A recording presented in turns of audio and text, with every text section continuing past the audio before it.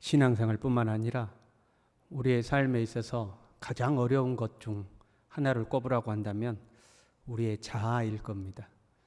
우리의 삶의 대부분의 문제는 이 자아를 처리하지 못하는 데서 발생하는 거죠. 자존심이 상했다, 상처받았다, 기분 나쁘다, 뭐 이런 것들은 다 자아에서부터 나오는 소산물들이죠. 삶에서 인간관계가 꼬이고 서로 미워하고 다투게 되고 시기하고, 이게 다 자아에서 나오는 것들입니다. 우리가 주님을 따르는 것이 힘든 것도 사실 이 자아 때문에 그렇습니다. 그냥 말씀에 순종하면 되잖아요. 주님이 말씀하신 대로 하면 되잖아요. 그런데 내 기분, 내 감정, 내 생각, 내 판단, 내가 처해 있는 상황, 말씀을 따르기보다 내 자신의 것이 따르게 나오는 거죠. 그리고 우리는 말씀보다 나의 것을 따라가게 되는 겁니다. 그것을 죄라고 하는 거죠. 내 자아의 문제인 거죠.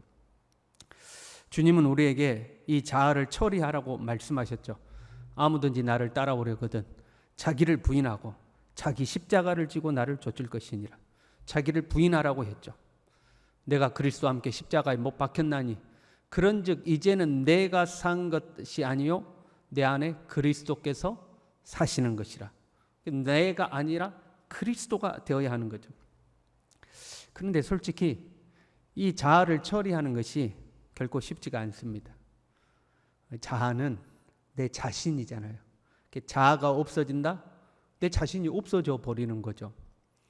사람은 본능적으로 자기 자신을 지키고 보호하려고 그러죠. 내 생명을 포기하지 않잖아요.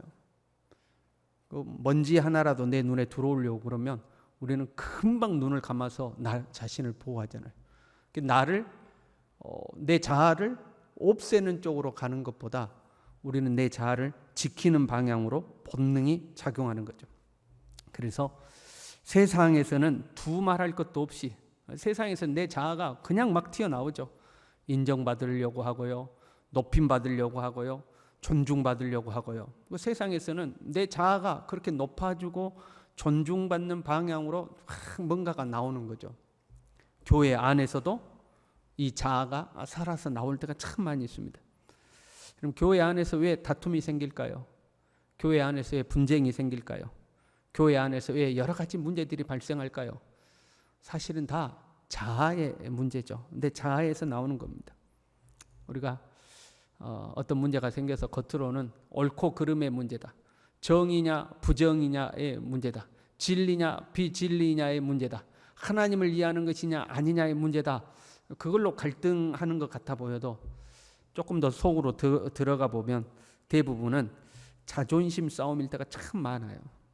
기분 나빠서, 자존심 상해서, 나를 무시해서, 내 말을 들어주지 않아서, 이런 감정들이 쌓여서 결국에 다툼과 분쟁이 일어나는 것들을 참 많이 보게 됩니다.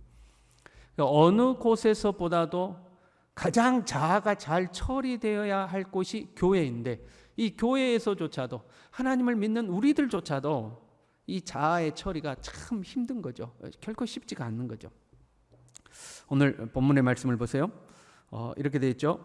예수님이 제자들과 유대 땅으로 가서 거기 함께 유하시며 세례를 베푸시더라. 예수님이 세례를 베푸셨어요. 그런데 4장 2절에 보면 예수님이 친히 세례를 베푼 것이 아니요 제자들이 베풀었다, 이렇게 되어 있어요. 어찌되었든 예수님이 모인 그곳에도 세례식이 이제 한 거죠. 사람들이 모여서 예수님이 있는 곳으로 이제 자꾸 모이기 시작한 겁니다. 그리고 25절에 보니까 유대인 중에 한 사람과 요한의 제자가 정결 예식에 대한 변론이 있었다, 이렇게 되어 있어요. 그냥 정결 예식이라고 기록되어 있지만 충분히 추측할 수가 있습니다.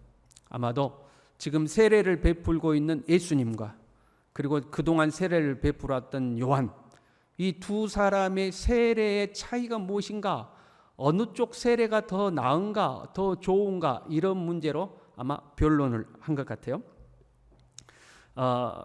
이 변론 끝에 요한의 제자가 요한에게 가서 사람들이 예수님께 세례받으러 간다고 하소연하는 장면이 나오잖아요.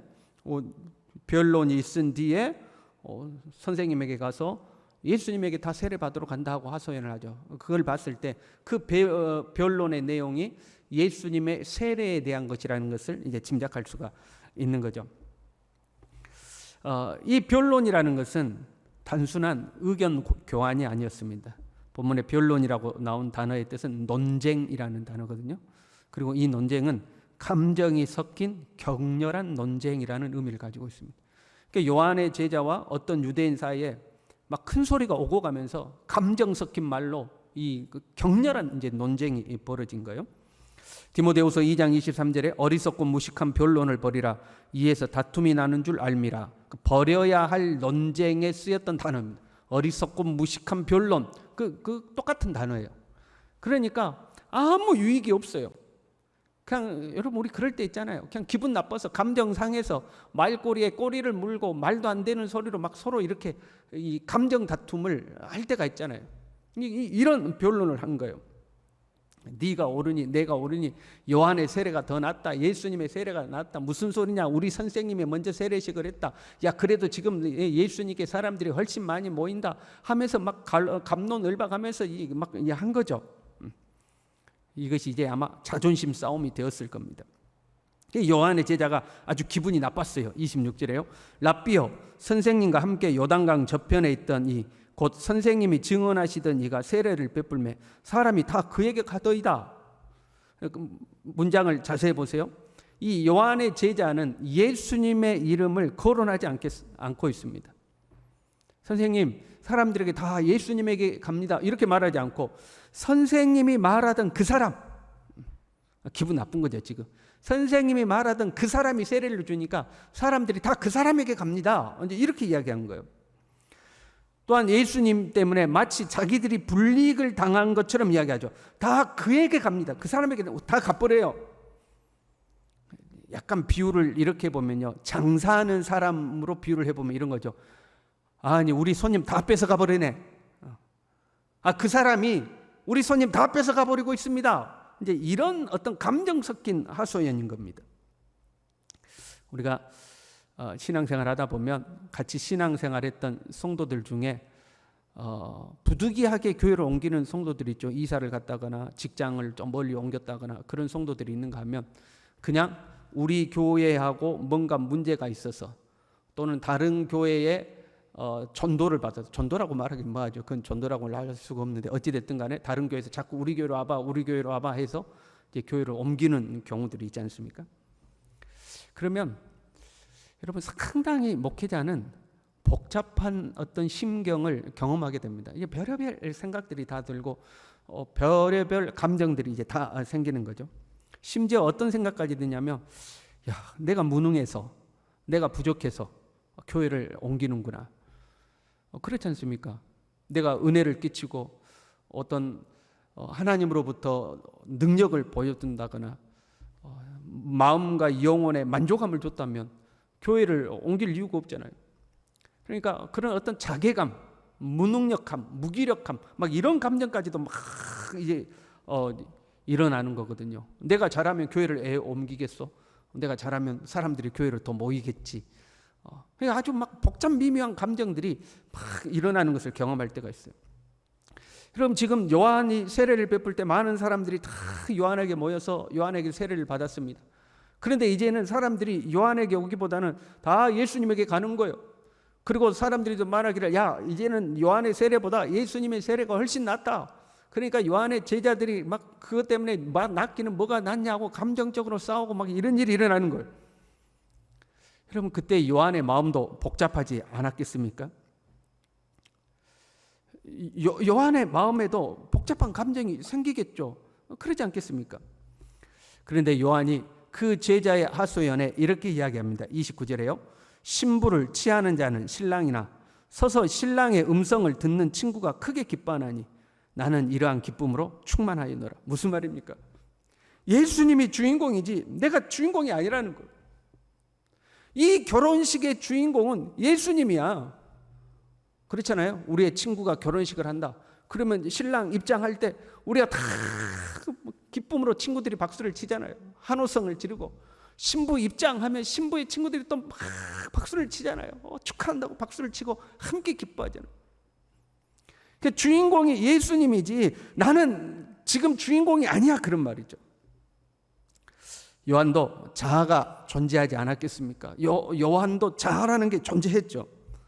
그러나 요한은 그 자아에서부터 나오는 부정적인 감정, 시기, 질투, 비교하는 것, 이런 어떤 부정적인 감정보다도 자신의 역할이 무엇인가를 분명히 알았습니다. 여러분, 우리가 영화로 비유해 보면 영화에서 조연은 조연으로서의 역할을 훌륭하게 해야 하는 거죠. 그런 조연들 있잖아요. 그 조연이 있어서 영화가 더 재밌게 됐다. 그런 조연들 있잖아요. 요한은 이걸 안 거죠. 그는 흥하여야 하겠고 나는 쇠하여야 하리라. 예수님이 주연이고 나는 조연이야. 그러면 주인공이 먼저 죽을 수는 없잖아. 조연이 먼저 죽어야지. 주인공이 잘 되고 조연은 옆에서 그냥 양념처럼 하는 거지. 그걸 잘한 거예요.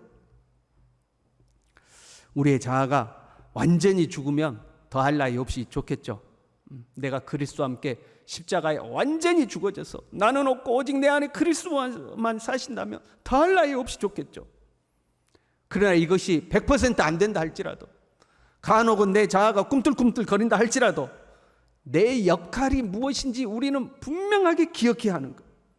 예수님이 주연이고 나는 조연인 거예요.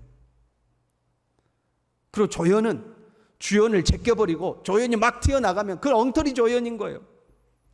조연은 조연으로서의 역할을 할 때에 박수를 받는 거죠. 예수님이 돋보여야 되지 내가 돋보이면 안 되는 거예요. 예수님이 조명을 받아야지 내가 조명을 받으면 안 되는 거예요. 예수님이 흥해야지 내가 흥하면 안 되는 거예요. 그 조연의 역할을 잘할 때에 나무 조연상, 여우 조연상, 그 상도 받는 거죠. 가정에서나요? 가정에서, 직장에서, 그리고 교회에서. 여러분, 우리가 주연이 아님을 기억해야 합니다. 나는 조연이에요. 예수님이 주연이에요. 주연을 위해서, 주인공을 위해서 때로 조연은요 한없이 망가지기도 합니다. 짓밟히기도 합니다. 천박한 연기도 해야 될 때가 있습니다. 그냥 등장하는 시간이 잠깐 등장하고 사라질 수도 있습니다. 그러나 조연은 그걸 잘해야 하는 거예요.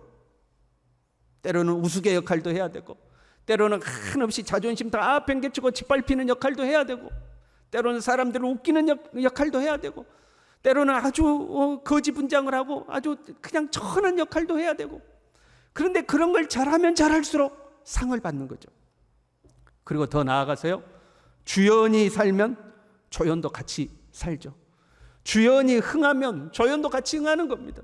내가 아니라 예수 그리스도가 살 때에 나도 같이 살고, 예수 그리스도가 흥할 때에 나도 같이 흥하게 되는 겁니다. 저와 여러분이 온전함을 향해서 성장해 가야 되겠죠. 내가 그리스도와 함께 십자가에 못 박혀 죽고 이제는 내가 사는 것이 아니요 내 안에 그리스도께서 사시는 것이 온전히 내 삶에 이루어지기까지 그 높은 푯대를 바라보고 우리는 날마다 정진해야 될 줄로 믿습니다. 그러나 내가 온전히 이루지 못했다 할지라도 내 역할이 무엇인지, 주님은 흥해야 되고 나는 약해져야 되는 조연의 역할임을 잘 기억하고 삶의 모든 자리에서 오직 예수 그리스도가 드러나도록 살아가는 저와 여러분이 될 수 있기를 간절히 바랍니다. 기도하겠습니다.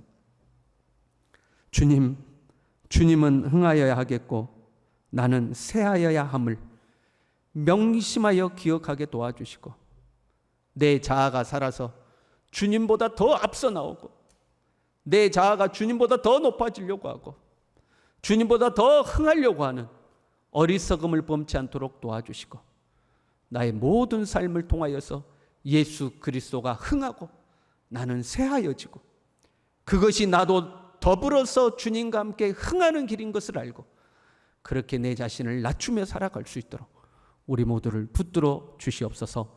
예수님의 이름으로 기도 올리옵나이다. 아멘.